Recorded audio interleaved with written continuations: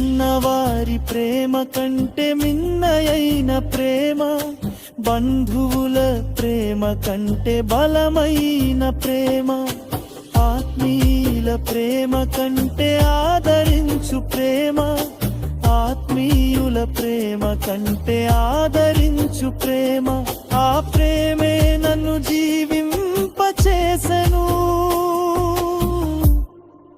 జీవింపచేసెను యేసయ్యా.